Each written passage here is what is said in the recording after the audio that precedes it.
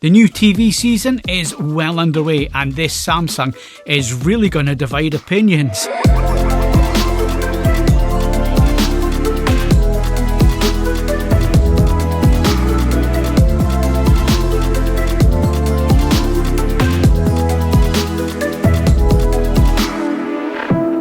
Hello and welcome back to the channel. I'm Phil Hinton, and today we're diving deep into Samsung's 2026 QD-oled flagship, the behemoth 77-inch S99H. Samsung has doubled down on its proprietary panel tech, delivering a picture that is, well, frankly, stunning. But they've also made some really polarising design choices. For US viewers, the S99H is the same design and specification as the S95H in your country. In the UK, we also get the S95H, but without the bezel or the optional wireless One Connect box. Now, before we get into the finer details of the S99H, thank you very much to everybody who subscribes to the channel and supports our content. If you haven't quite hit that subscribe button just yet, then please do me a huge favour and click and support our reviews. It really would mean a lot to us. Thank you for your support. Also remember that our reviews are never sponsored by the manufacturer of the product that's being featured, as we want to be able to give you the best possible independent buying advice. Now, we do from time to time feature sponsored messages where we feel it's important to you, the audience, and that the message is important. You can also read my full in-depth written review at AVForums, where we cover far more detail than is possible within a video like this. And while you're there, why not join one of the largest online AV communities where you can discuss this TV and lots more with hundreds of thousands of like-minded enthusiasts over at avforums.com.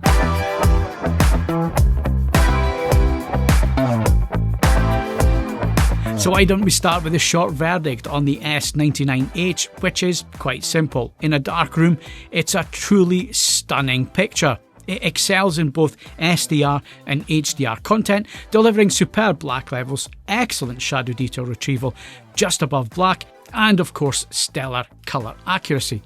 The cinematic experience, it's detailed and incredibly impactful thanks to those exceptional specular highlights. However, and you knew there was going to be a however, three things will continue to divide users. First up, the updated glare-free 3.0 anti-glare matte coating. It diffuses light effectively, but if you prefer glossy blacks, then this isn't for you. Second is the persistent absence of Dolby Vision on Samsung TVs. And third is the design of that bezel. So let's start with this TV truly shines, and that's its performance in a dim viewing environment. The S99H remains in its element with high quality 4K HDR10 content. We're talking black levels that are second to none and shadow detail retrieval that's absolutely spot on. And the panel itself is the latest updated QD-oled, which is driven by the NQ4 AI processor, offering an increase in both peak and full screen brightness.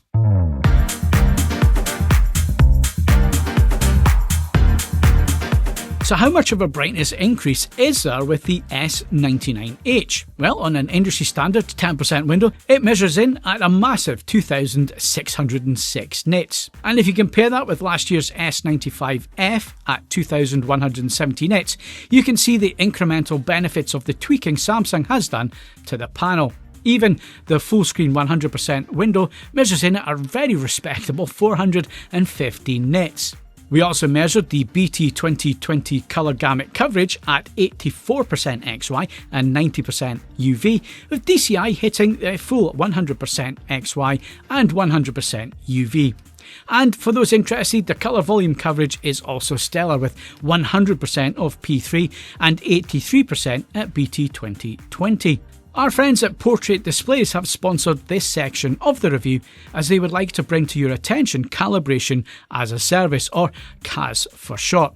And when we talk about accurate picture quality, whether it's in your living room or in a professional studio, that all comes down to calibration. It's an important step to consider with your flagship TV, so you get the absolute best image quality from your sources and of course your TV. The CAAS software that we use is industry standard tool for measuring, adjusting and verifying just how a display reproduces colour, brightness and contrast against those industry standards. The goal of calibration is simple, that what you're seeing on screen matches the creative intent, no matter what kind of display you're using. And if you want an easier way to get to that level of accuracy without doing it yourself and paying a fortune for all the calibration equipment, well, calibration as a service is available through retailers around the world. Just ask your local retailer about display calibration using Calman and let the professionals handle it for you. Our thanks to Portrait Displays for their continued support. Our testing rig consists of a Meridio 7 generator, Portrait Displays Calman Ultimate software, a Klein K10A meter which is then profiled to a Jetty 1511 high-res spectroradiometer. These are high-quality measuring and calibration devices, so you can trust the numbers. Out of the box, the filmmaker mode is already quite accurate, adhering to industry standards with most tracking points under a visible delta E threshold of 3. But of course, a flagship like this deserves the best, and I was able to manually calibrate the grayscale and gamma to reference level results, pulling the delta E average down to a minuscule 0.4. That's miles under the visible threshold, meaning the image is as accurate as it really gets. And if you're spending this kind of money on a flagship TV, professional calibration really is a no-brainer investment. If you want to deep dive further into the measurements and the testing, then of course you can go head over to AVForums and read my full in-depth review. Now for that elephant in the living room, ambient light performance. The improved glare-free 3.0 anti-glare matte coating, well, it does an excellent job of diffusing reflections. They're gone, they're diffused, which many of you out there will appreciate. But this is a QD-oled panel, and it also lacks a strong polarizing filter that's found in glossy screens. And the result is when ambient light is in the room or hits this matte screen, then blacks can start to look grey. And it's a classic QD-oled trade-off. You eliminate the reflections, but then you raise the black floor in bright rooms. Now, this may or may not affect your use of the S99H, and it will come down to your personal choice. The second divisive element is the design itself. Samsung went squarely against the trend for bezel-less TVs and added a massive bloody bezel to the outside of this panel. And, well, okay, in all seriousness, it's a bold design choice with a large, dark silver bezel that sticks out about 1.5 inches past the edge of the panel. And the panel screen, well, it sits forward, creating a gallery type appearance when it's wall mounted, which may appeal to a lot of you out there who like to use the art features. And speaking of mounting and connections, Samsung now places the connections on the rear of the TV and they're sidewards facing. But they've also made the Wireless One Connect box an optional extra. And that's a smart move. It gives consumers a real choice. You either use the connections on the back of the TV, or you can use this wireless box and it has a receiver that just slots into the back of the TV.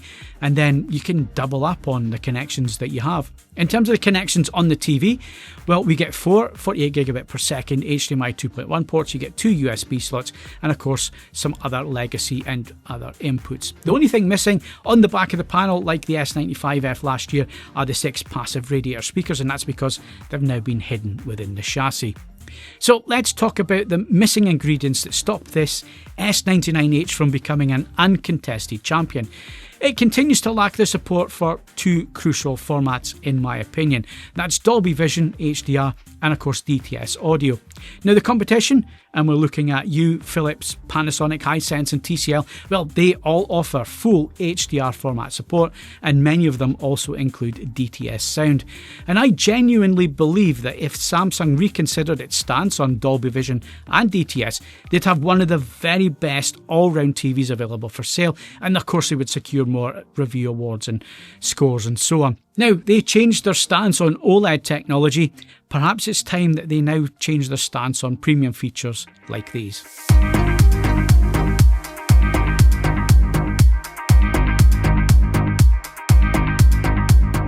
So for picture quality, let's get stuck straight in, and 10-bit gradation performance was absolutely outstanding on the S99H, with no obvious issues and tricky scenes that have cut out a lot of competitors recently. For the vast majority of my testing, I found no obvious issues with posterization or gradational banding. There are signs of some noise reduction going on behind the scenes, as well as subtle sharpening even when the sharpness is set to 0 and all the processing is supposed to be off in filmmaker mode.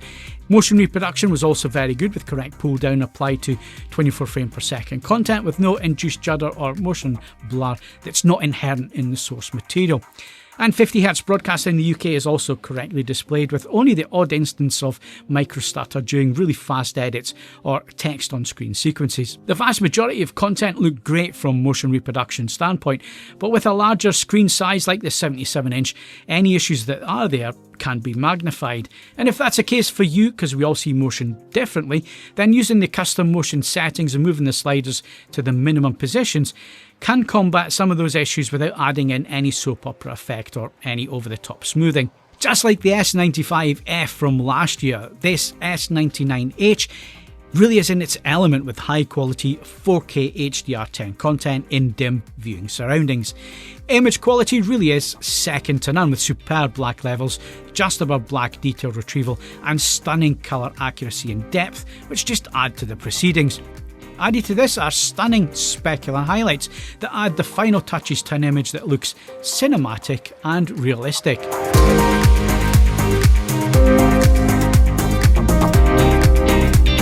For the gamers out there, this S99H continues Samsung's strong performance, closely challenging LG for the top spot. Those 4 HDMI 2.1 ports enable a maximum refresh rate of 4K 165Hz for PC gaming, which includes a super wide game view for those super wide games. Console players, well, they get 4K 120Hz FreeSync Premium Pro VRR, ALLM, EARC and HDIG compatibility. Samsung also includes the Game Hub, offering specific settings and access to cloud gaming content. And the numbers, well, they speak for themselves. Input lag is impressively low, measuring 9.5 milliseconds for 4K 60Hz and dropping to a blistering 4.9 milliseconds for 1080p 120Hz.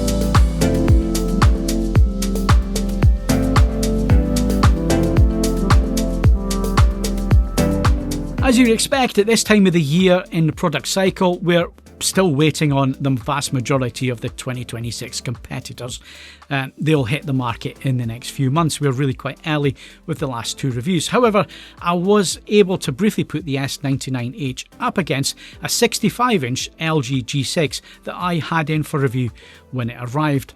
Now, I do plan to conduct a really in-depth comparison between these two TVs at the same screen size, with the help and assistance of Peter Tyson when these TVs become available as retail stock. In the meantime, I did do this test, though there was a 77-inch screen against a 65-inch screen. You have to take that into consideration. You're also watching video on YouTube, which has their added compression added on top of that. You're probably likely not watching on a display that's properly calibrated, so please don't read too much into these images and video clips that you're about to see. Now, there are differences between the two of them, as you would expect, but in their calibrated settings, they were really very close, which we'd also expect. That is the point of calibration. And neither TV really provided a killer punch at any point during my brief testing of them side by side. Each did different things with different scenes, and it made it hard to pick out a natural winner. The LG G6 drew out a lot more specular highlight detail in a lot of the scenes, but the Samsung would hit right back with another scene from something that just looked as detailed. Now, I do think the LG G6 does win overall, but that's more for the complete package than any standout performance features when it comes to image quality. And as customers, we've never had it so good, especially for those of us looking for image accuracy. Now, why don't you subscribe to the channel so you don't miss my in-depth comparison videos coming very soon with the LG G6, the Samsung S99H and all the other flagships that are due this year. We will be comparing all of them side by side.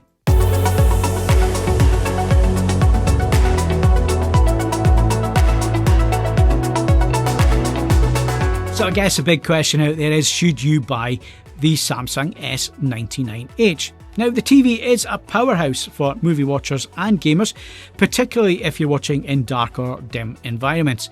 The 77-inch model offers truly immersive cinematic experiences with stunning HDR10 performance, and the uniformity of the panel is excellent. There's no dirty screen effect here. It also looks and performs exactly as a flagship TV should. If you can live without Dolby Vision and DTS, and you can also live with that matte screen surface, or you watch mainly in the dark, and the bezel doesn't put you off, then the S99H comes highly recommended. Now, of course, at this time of the year, a quick note on pricing. If you don't have FOMO, which is the fear of missing OLED, you should really look at last year's flagship TVs, which are now being discontinued and discounted.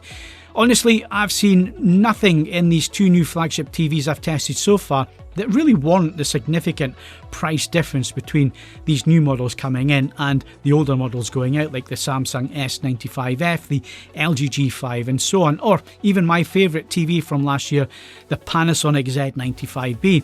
The choice, as they say, is yours, and that's my take on this early look at the Samsung S99H. Of course, we'll get other screen sizes in during the year as the retail samples are released, and of course I'll do those side-by-side comparison. And let me know in the comments below, are you a matte screen and no Dolby Vision user, or are they deal breakers? And what about this design? What about that bezel? Let the debate begin in the comment section below, and I'll see you all down there. And make sure that you subscribe for more in-depth reviews like this one. And don't just watch us, why not head over to AVForums and join hundreds of thousands of like-minded tech enthusiasts discussing this TV and so much more. That's avforums.com. I'm Phil Hinton, thank you very much for watching, and I'll see you on the forums and in the next video. Cheers!